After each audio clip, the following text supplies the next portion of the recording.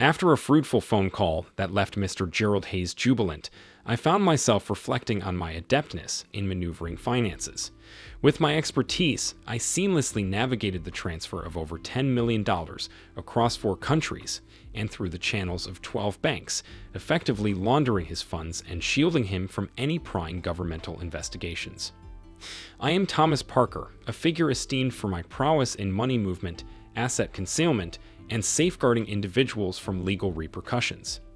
I maintain a strict policy of non-involvement in my clients' affairs, thereby insulating myself from scrutiny by federal authorities and ensuring my ethical compass remains steady. While I'm aware of the nature of my clients' activities, I adhere to the principle of don't ask, don't tell. My endeavors have not only yielded substantial wealth, but also established me as a master strategist in financial matters. Currently, I manage 16 bank accounts spread across 8 countries, maintain 10 crypto wallets, and operate a company that oversees my assets, including my residence, vehicles, and all expenses. Drawing a modest salary of $50,000 annually from the company covers my incidental expenses. By ensuring the company generates a nominal profit to maintain legitimacy and flies under the tax radar, I shield myself from civil liabilities, lawsuits, and potential divorce settlements, as my documented net worth remains minimal and my income is conspicuously low.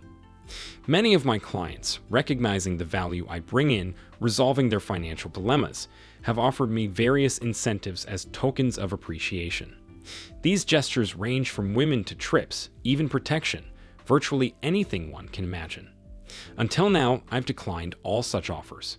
However, my current circumstances have necessitated that I reconsider, leading me to accept assistance in surveillance, protection, and employing certain assertive strategies. My business associates, eager to reciprocate for the services I've rendered them, were enthusiastic about lending a hand. At home, my wife Melissa perceives me solely as a financial advisor, which is accurate to a degree. Holding certifications as both a certified financial advisor and a CPA, I fulfill that role. However, she remains unaware of my earnings, the extent of my assets, or the existence of my offshore accounts. All she knows is that our company covers the expenses for our $5 million estate, vehicles, and living costs. The topic never arose because Melissa leads a comfortable life without the need for employment, enjoying a new luxury car each year and an unrestricted budget for shopping and entertainment. Throughout our 5 years of marriage, Melissa appeared content and cherished our time together. She exuded happiness, particularly in our intimate moments, where we shared many memorable experiences. Yet, unbeknownst to her, a figurative Category 5 hurricane loomed over our paradise. Melissa and I embarked on a 2-year courtship before tying the knot at the tender age of 25. Now, 5 years into our marriage, Melissa had just celebrated her 30th birthday. Possessing a stunning figure with long legs and a captivating face, she could easily be deemed a trophy wife by many. Her blonde locks and mesmerizing blue eyes drew attention from men wherever she went, often sparking flirtatious advances. Yet she proudly displayed her wedding band and a dazzling 3-carat diamond ring, signifying her commitment to our marriage.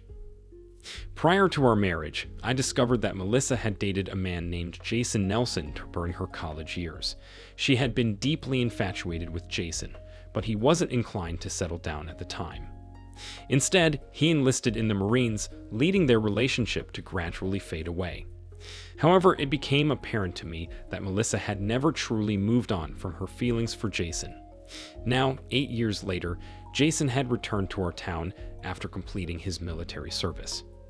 Upon his return, Jason naturally sought out old acquaintances, including my wife. Melissa had always been under his spell, and upon obtaining her cell phone number through a mutual friend, he began texting and calling her, attempting to reconnect for old time's sake.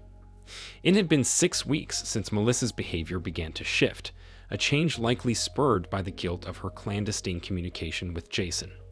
While her newfound attention to me, even in intimate moments, was appreciated, it deviated from her usual demeanor. Although Melissa had always been attentive and lively, her actions now hinted at something amiss. I resolved not to passively wait for answers, and instead kept a closer eye on her. During a weekend barbecue, A friend casually mentioned Jason's return to town. It dawned on me that his arrival coincided with the alterations in Melissa's behavior.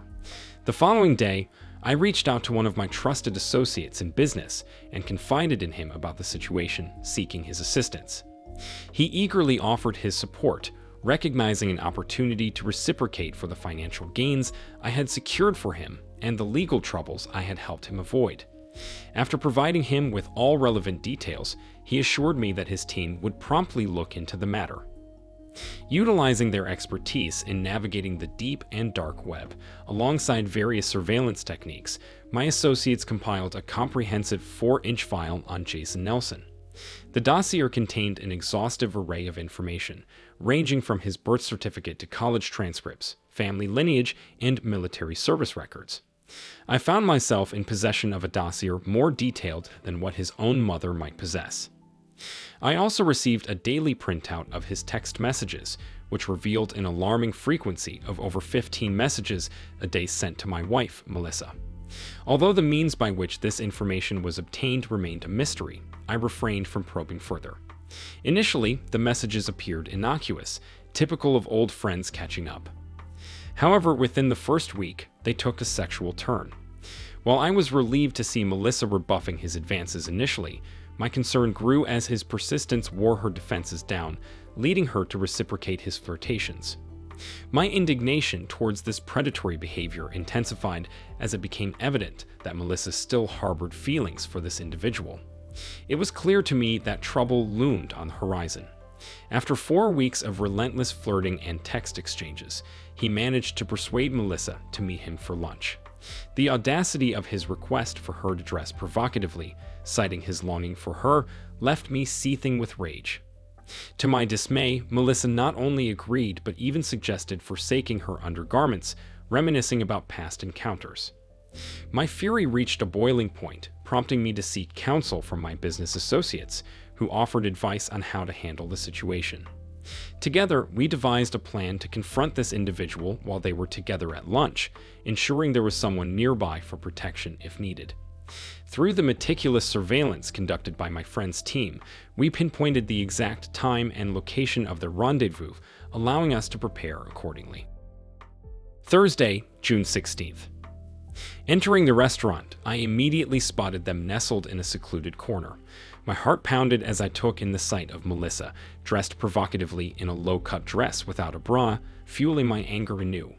They sat side by side in the private booth, their backs turned to the rest of the restaurant, appearing altogether too comfortable in each other's company. I noticed a burly figure trailing me, presumably one of my backup plans, as I approached their table. Both Melissa and her companion looked up as I greeted them.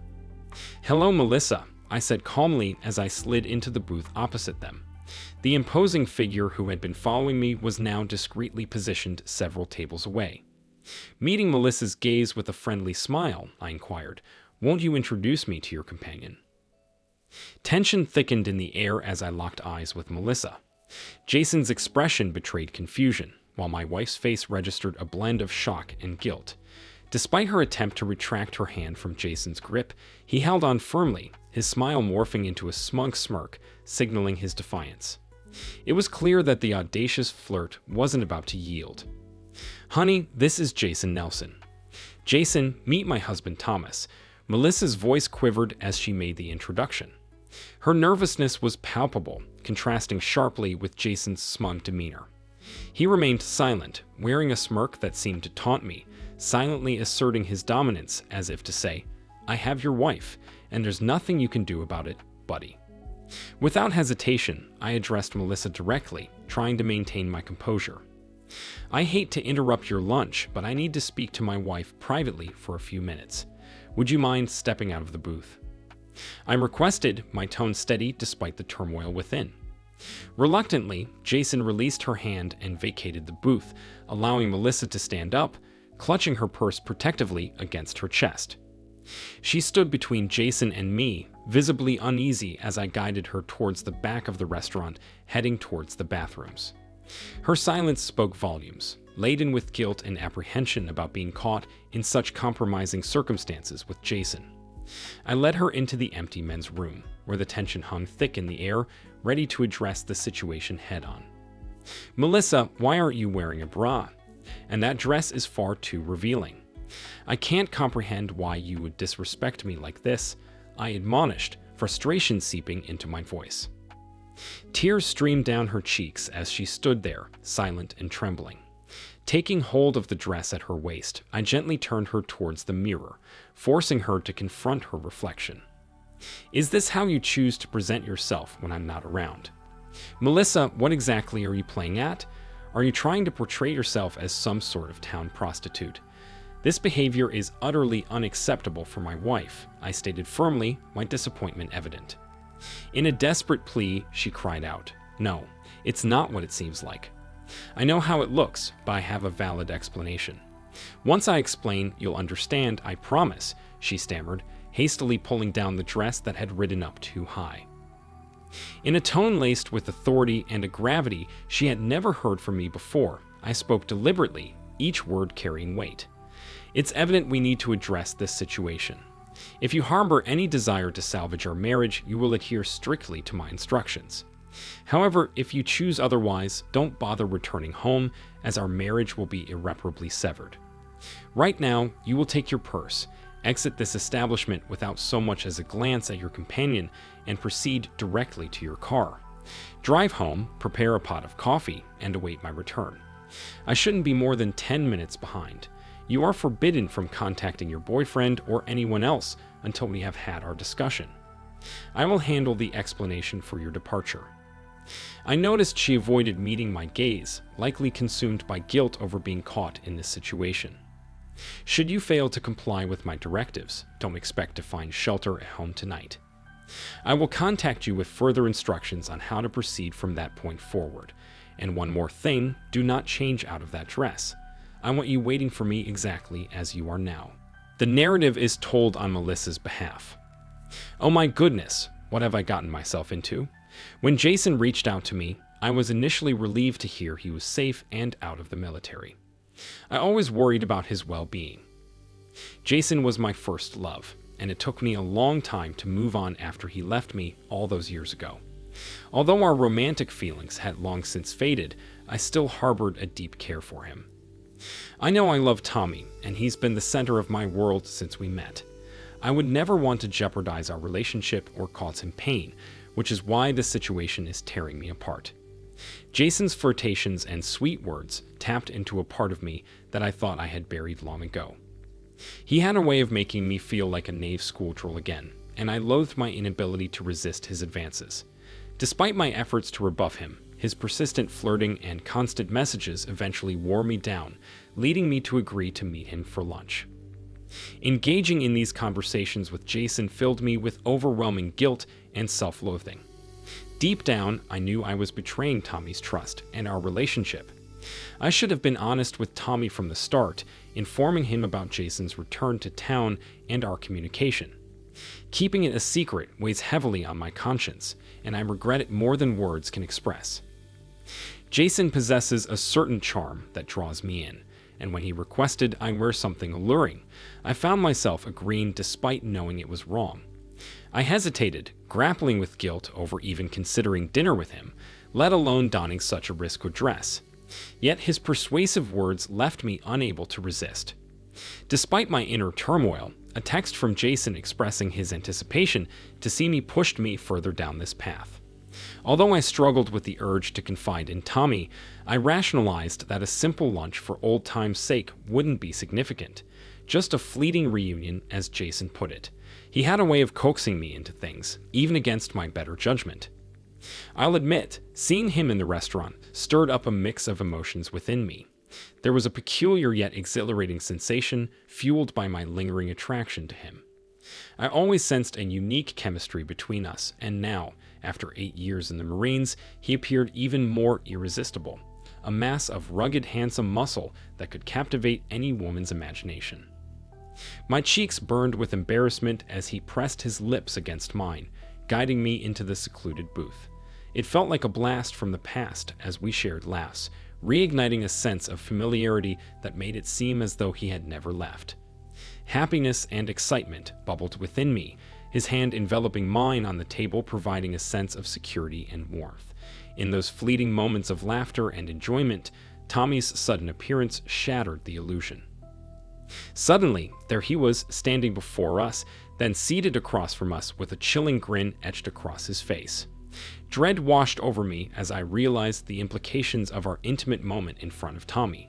His gaze fell upon our intertwined hands, and my heart sank as I witnessed the mixture of pain and fury in his eyes. I yearned to bridge the divide, to express my love for him and erase his anguish, yet I remained immobilized by guilt. The disdainful look he cast upon me shattered my heart. The man I had spent 5 years loving now regarded me with revulsion, witnessing me entwined with another, an ex-lover no less. Paralyzed by indecision, I sat there, unable to utter a single word. My cheeks burned with embarrassment as he pressed his lips against mine, guiding me into the secluded booth. It felt like a blast from the past as we shared laughs, reigniting a sense of familiarity that made it seem as though he had never left. Happiness and excitement bubbled within me, his hand enveloping mine on the table, providing a sense of security and warmth. In those fleeting moments of laughter and enjoyment, Tommy's sudden appearance shattered the illusion.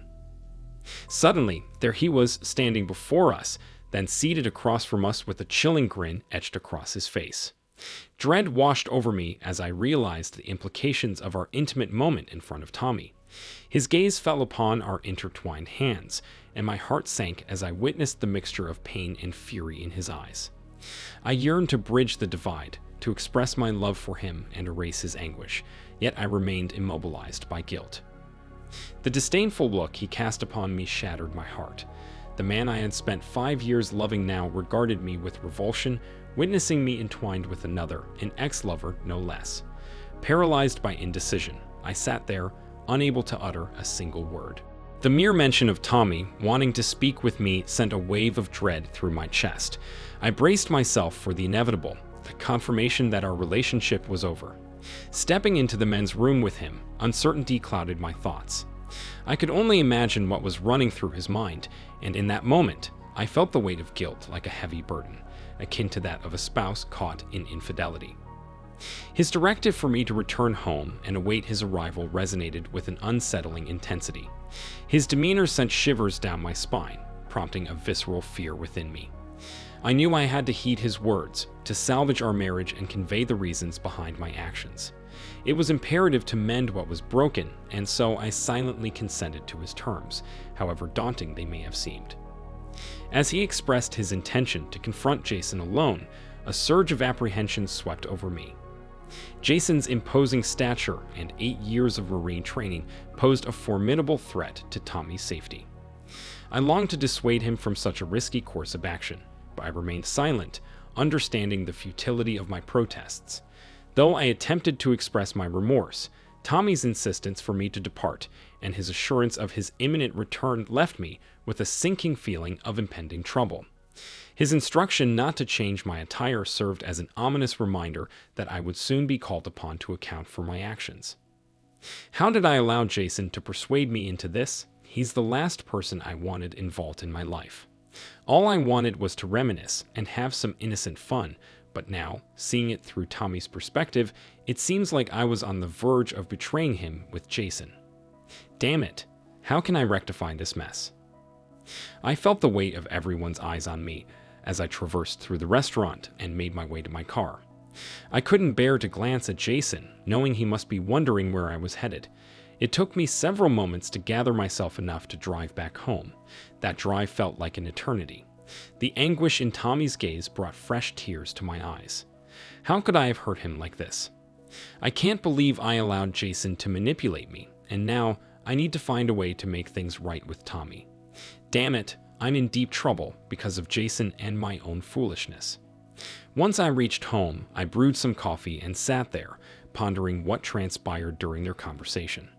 How long until Tommy arrives? Will he unleash his anger? Can I salvage our marriage? I have to. I can't imagine living without Tommy, and he needs to understand that he's the only one I truly love and want in my life. The narrative is told on Thomas's behalf, back at the restaurant and my conversation with Jason. I returned to the table and engaged in conversation with Jason. Well, it seems Melissa won't be returning, and I wanted to have a discussion with you. I'm sure you're aware that Melissa still harbors feelings for you and can be easily swayed, as evidenced by today and the past few weeks. However, it's important for you to realize that she is committed to me in marriage, and I'm not open to sharing. I continued, I'm not possessive or unreasonable, so this afternoon I'll give Melissa the choice to either remain in our marriage or leave me for you, but not both.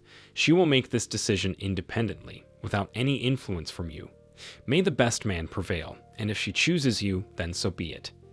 However, if she decides to stay in our marriage, she will have no further contact with you. If you don't hear from her today, I expect you to refrain from contacting her again. Do you understand what I'm conveying? Kaysen responded, listen, I'll contact her whenever I please. She's a capable adult who makes her own choices. You don't possess her. One thing's for sure, she will inevitably return to me. She can't resist. I'm sorry, but you'll have to come to terms with that, he said, sporting that familiar smirk once more. Oh, Jason, I was hoping you'd be a bit more reasonable. I mean, you're quite the catch, with your rugged good looks and muscular physique. Surely, there are countless single women out there who'd be eager to have your attention.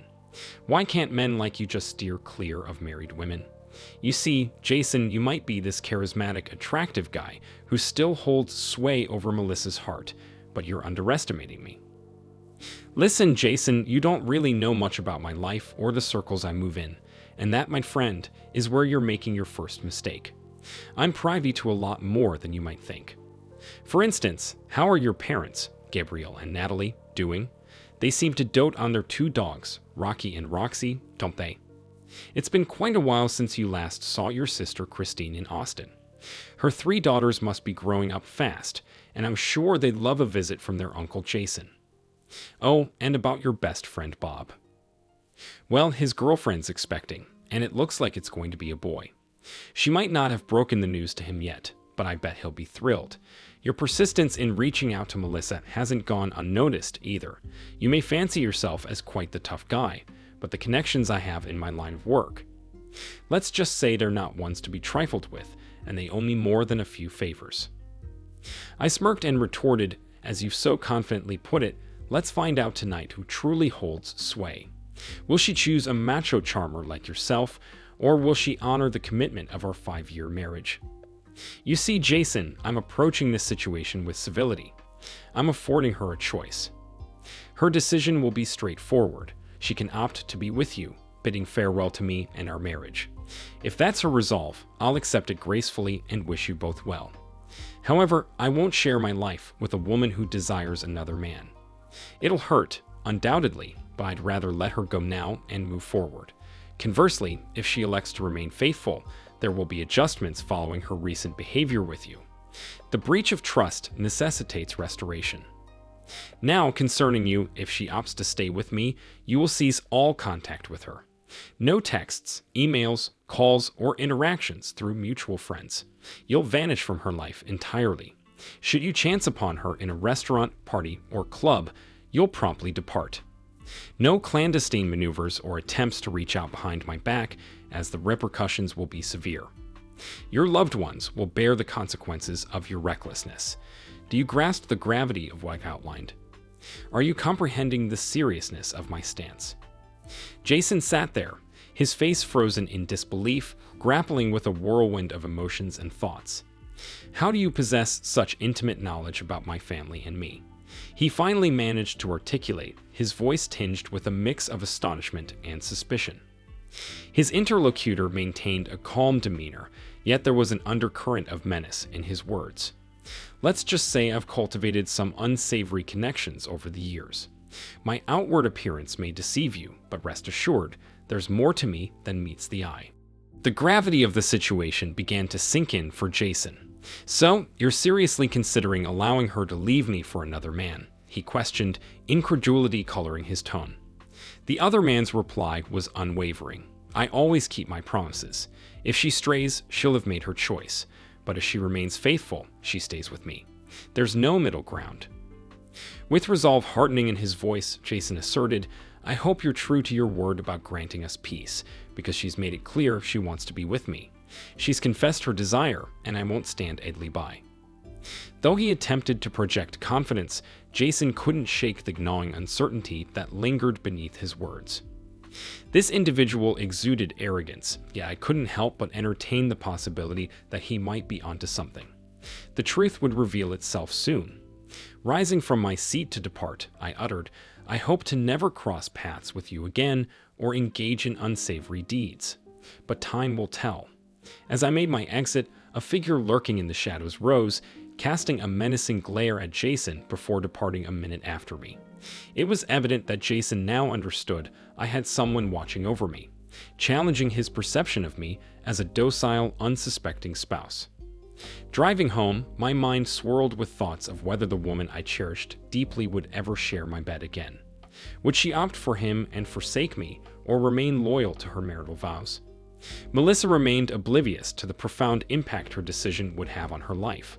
Opting for Jason would leave her destitute, with only a meager alimony based on my modest income.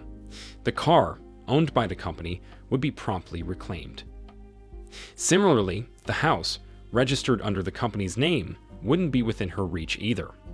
She would find herself without a roof over her head and means of transportation. Our joint bank accounts held a paltry sum, which we would divide, leaving her with less than $5,000 in cash.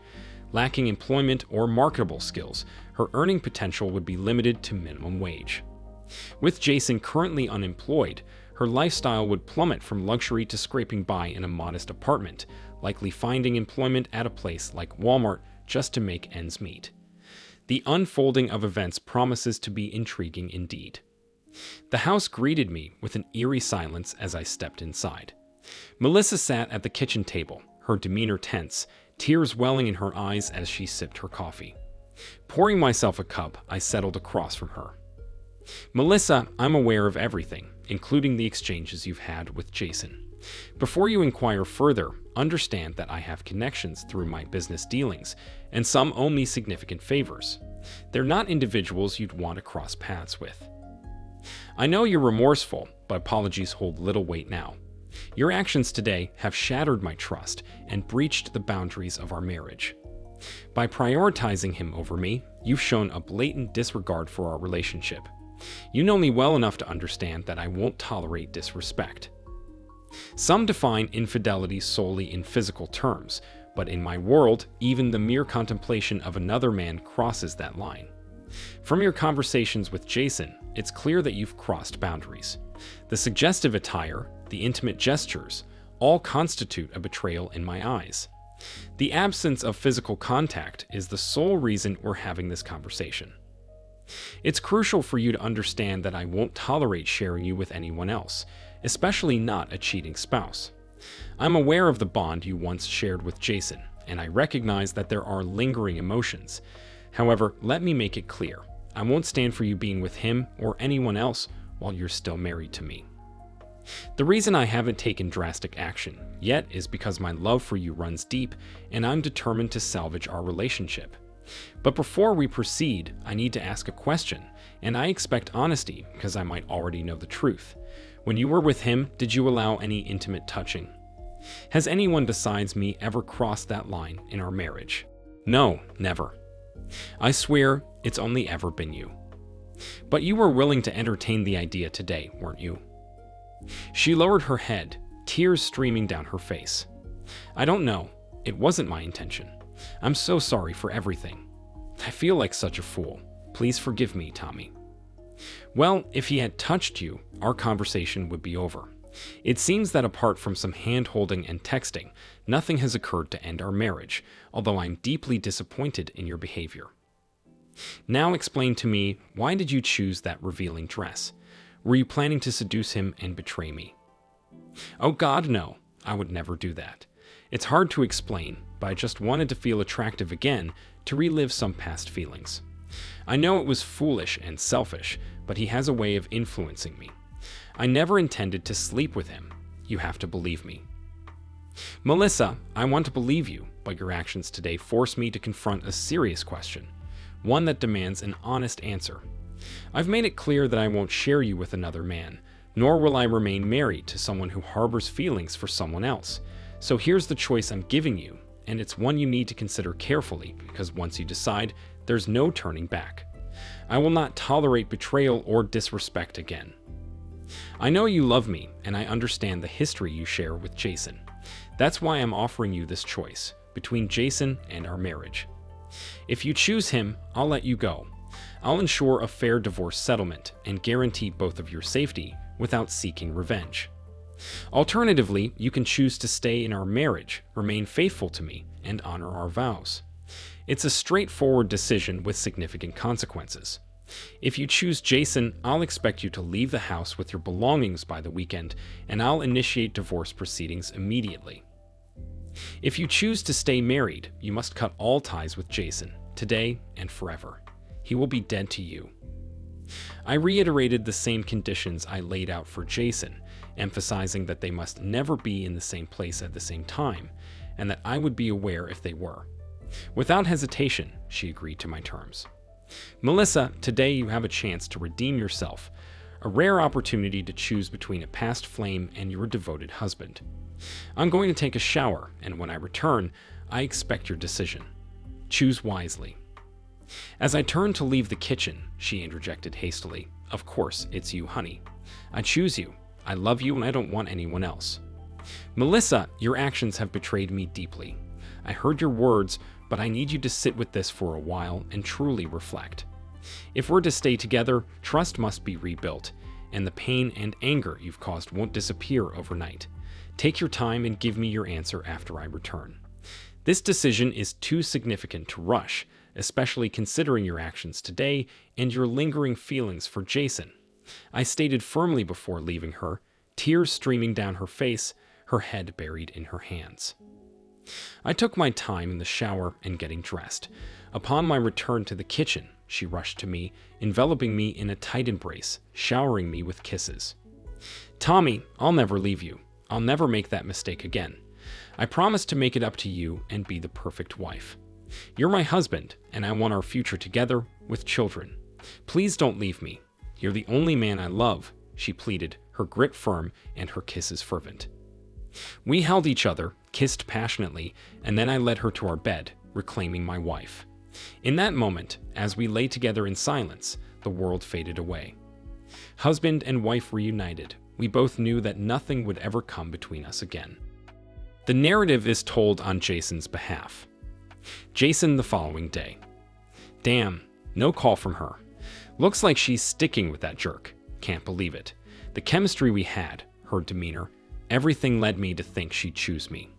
If only I could have sealed the deal that afternoon, she ditched Thomas without a second thought. Her husband really threw a wrench in my plans.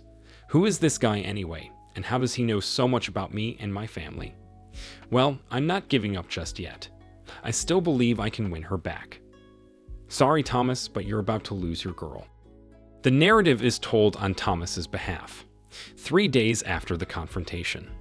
A few days later, as expected, Jason couldn't resist the urge to send Melissa a text, attempting to lure her away from me. Predictable.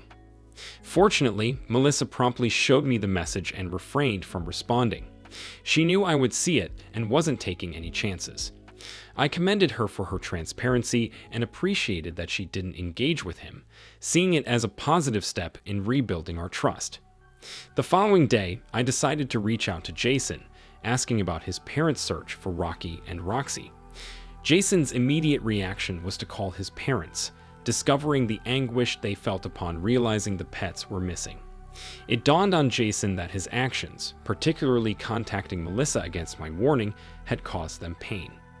To emphasize the seriousness of the situation, I had Rocky and Roxy temporarily vanish under my watch, ensuring they were safe, but sending a clear message to Jason. Jason called me back immediately after speaking with his parents, his tone seething with anger. "What the hell? What have you done? They better not be harmed, or you'll pay for it." "Well, Jason, you're not the one calling the shots here. If anyone's facing consequences, it's you. I explicitly warned you not to contact Melissa, but you disregarded my warning.